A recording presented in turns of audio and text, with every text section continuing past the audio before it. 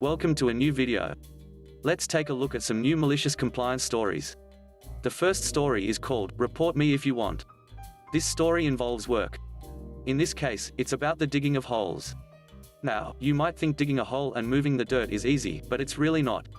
Not all dirt is created equally, and pretty much all of the dirt around the places where people live is full of non-dirt stuff, like lead and oil. And we don't really like that, since that can make you and all the plants and animals sick. When there's too much not dirt in the dirt, we clean it or remove it. That's called remediation. My job was to be the external advisor who makes sure people digging the holes don't eat or breathe the dirt and get sick. Well, my job was to fill in for an employee who actually did all the work but was, at the time, suddenly unavailable. During the project preparation stage, the company hires me because the law says they need someone with my certificate. They don't particularly want to, but the law's the law. They get the job, and during the project startup meeting, I'm there to explain what they have to do to be safe and sign their plan so that it has officially certified approval that they at least said they wanted to be safe. Piece of cake. The CEO of this not-so-big company opens the meeting. He tells his team and me how they got this job. See, they used a brilliant move. He explains that they have two piles of dirt. One pile has 150% of the maximum allowed level of oil, and the other pile has 150% of the maximum allowed level of lead. So, if you scoop both piles together and mix them up, suddenly, you have one big pile with 75% of the maximum level of lead and 75% of the maximum level of oil. So it's clean, and you can sell it for a profit, instead of paying to dispose of it. Brilliant. He managed to get this big job based on his one clever trick, and they're up for a huge profit.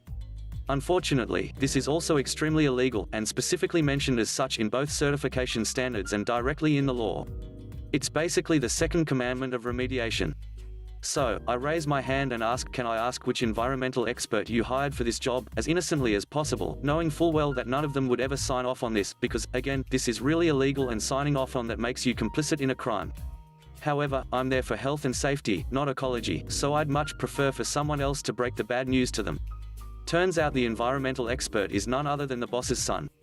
So they don't need to hire an outside expert, since their internal one already checked it and stamped it.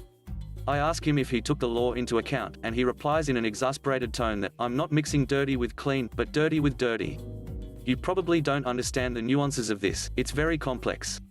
Now, I need to point out, this is a college-level certification he holds, so I'm 90% sure he knows this is not allowed, because you actually do have to put effort into getting this piece of paper.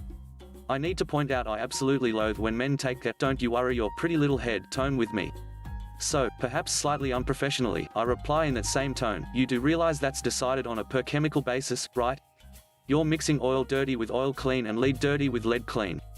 That's two violations right there. At this point, he and his father turn exactly the same color of red. You're not here for that. You're here to sign the health and safety papers. Do your job or get out. Okay then, well, one more try. So I give my done this 1,000 times spiel about hand washing and boot wiping to a superboard foreman and project lead, who both wear their "we know this already" faces, concluding with, but you really should reconsider this dirt pile mixing method, because I'm 100% certain this is extremely illegal. Now the CEO's son speaks up that I don't know what I'm talking about. He has the certificate and I don't. Correct, I don't. I just audit people who do. So I don't know what I'm talking about, and this is totally legal.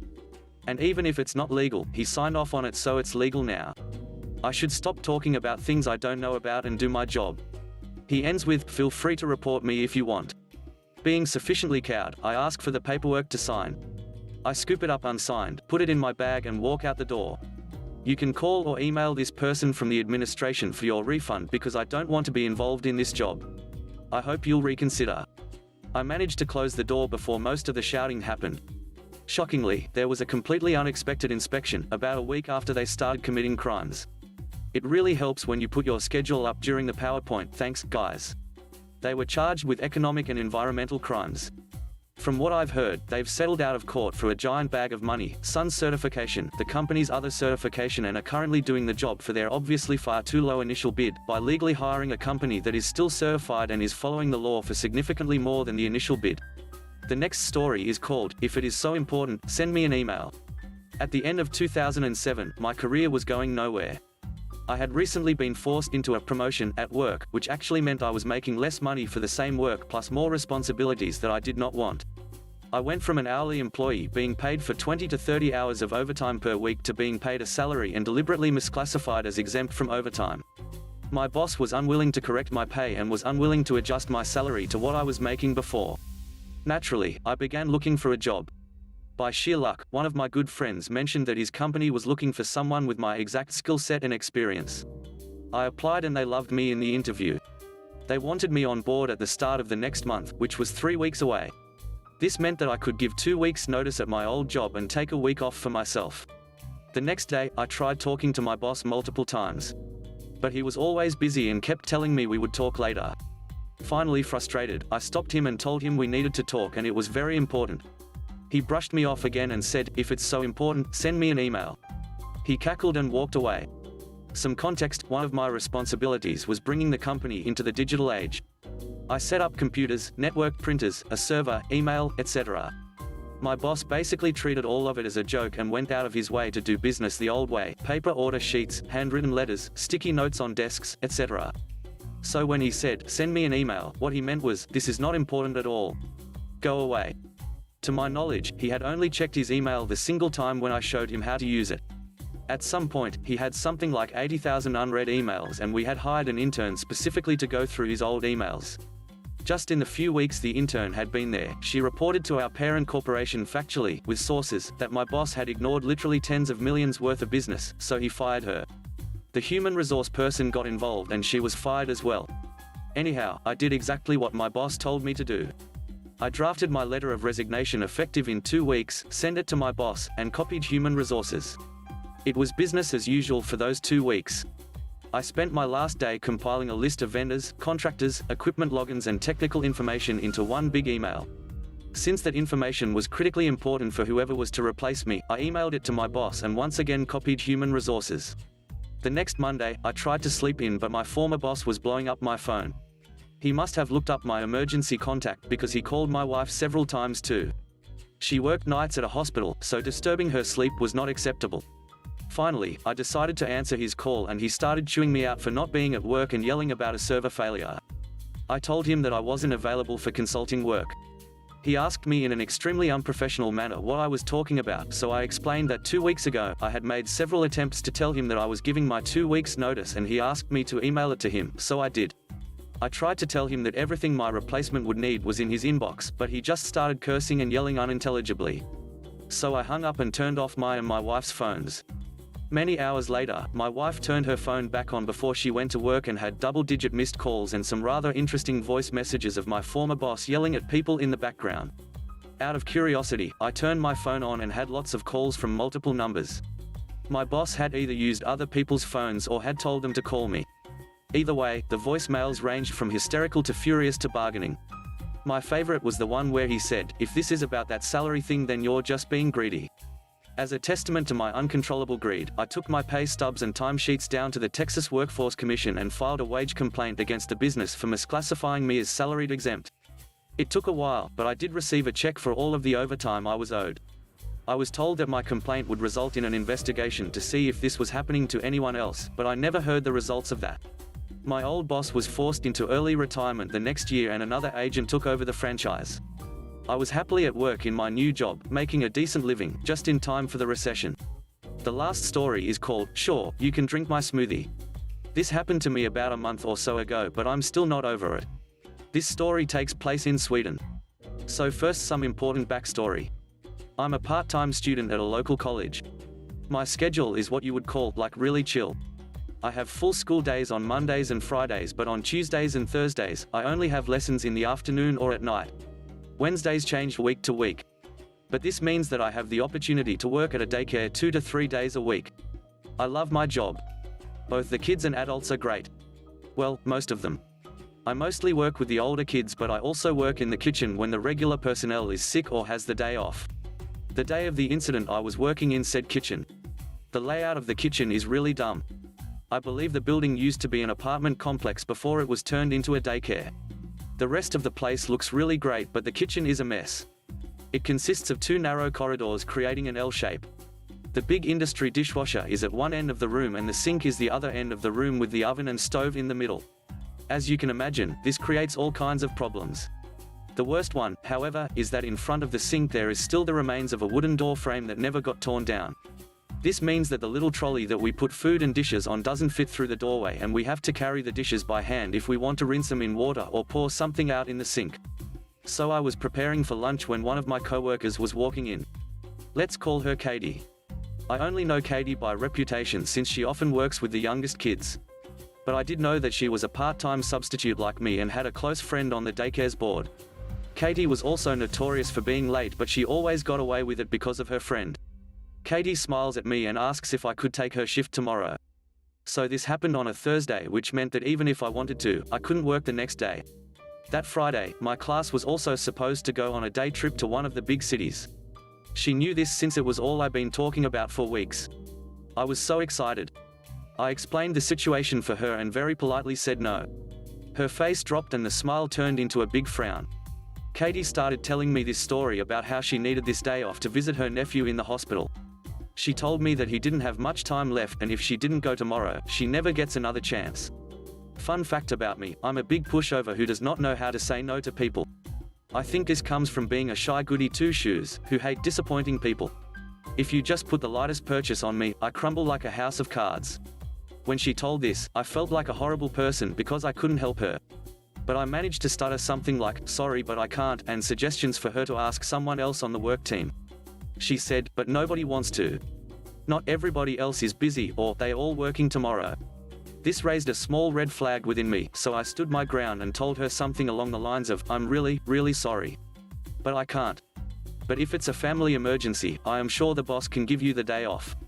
I hope that your nephew gets better." I tried to smile at her, but she just looks at me with this cold, almost scary expression on her face. Then she leaned in close to my face and said, "You're being really selfish. If my nephew does not make it, it will be on your conscience." With that said, she left and I felt like the world's biggest jerk. I felt like a jerk for doubting her story and for not shifting with her. I'm ashamed of myself for only think of my day trip. Later, when I come in with the lunch trolley for the youngest kids, Katie is just mean, mugging me the whole time and started making a horrid comment about me like I wasn't even in the room. She did this in front of the kids and teachers. This becomes too much for me and I had to excuse myself and go to the bathroom just to hold back tears. My body is shaking and I had to keep telling myself to breathe because my throat was closing up. I couldn't stand the thought of my co-workers thinking that I was a horrible person who didn't let someone see their nephew in hospital. I just wanted to melt into the floor and disappear. After maybe 5 to 10 minutes, I have calmed down and my breathing was back to normal. I heard a knock on the door. On the other side is one of my work friends, let's call her Jane. Jane looks at me and she can tell that I'm upset. She pulls me into a big hug. This calms me down even more, and when she asked me what happened, I was able to tell her the story. She listens with great patience, and when I'm done, she lets out a sigh. Fun fact about Jane. Apparently, she knows Katie all her life. They're the same age and have always gone to the same school. She tells me that the real reason why Katie wants to get off work is that she is going to a concert with some friends. Jane told me she'd been posting about it a million times on Facebook. This is why no one else wanted to change his shift with her. And then she dropped the bombshell. Katie doesn't even have a nephew. She is an only child. I got mad. I don't think I've been this mad in my entire life. How dare she calls me selfish? I mean, what kind of person makes up such a story to get the day off from work? I start fuming just think about it. But it also kind of lit a fire. I was done letting people walk all over me. I had to start standing up for myself. Jane promised me to talk with both Katie and our boss about this. We hugged and I went back to work. Later I'm in the kitchen, cleaning up after snack time. Thursdays are smoothie days, which both the kids and teachers love. So I usually make extra and save a jug with a smoothie for the teachers in the refrigerator. Today is no exception. All the jugs in the daycare look the same, iron ones with a lid attached so the kids won't spill as much. So because of the kitchen's dumb layout, I usually take one of the empty jugs and pour the leftover liquid in there first and then dump in the sink. This is so I don't have to walk over to the sink with every individual glass. I pour water, coffee, tea, milk, and smoothies with wet napkins piece and crumble up bread into the jug, shut the lid and put it on the table. The bell to the dishwasher rings and I walk over to take out the dishes. The door opens and Katie storms in. She doesn't say anything, just gives me the stank eyes and walks over to the jug on the table. She grabs one of the clean mugs and starts pouring. I raise my hand and try to tell her to stop. She turns to me, eyes blazing with hate. Just let me have this, would you? I thought, okay. I'll let you have this. So I just watch as she takes a big gulp of my disgusting smoothie. Her face goes from smug to panic in a second. She rushes over to the sink to spit it out. Then she turned to me with this "what the hell did you do" look on her face. I remain calm and say, like I was trying to tell you, that's not a smoothie. Then I give her my sweetest smile and say, I hope you have fun at the concert, Katie. Her face turns bright red and she runs out of the kitchen. The next day I got a phone call from my boss, asking me why Katie is saying that I tried to poison her. Apparently, Katie had called in sick the next day, claiming that my smoothie had made her sick. I explained the whole situation for him and he promised to look into it. Then I call Jane, asking her for a favor. I tell her to screenshot everything Katie posts for the concert on her social media and send it to our boss. He might need some help with this investigation. Next time I came into work, I heard from Jane that Katie doesn't work here anymore. I can't lie. It felt great. Thanks for watching the video. I hope you enjoyed it. If you did, please consider subscribing to the channel for more content. Let me know what you think about the stories in the comment section below. Have a great day.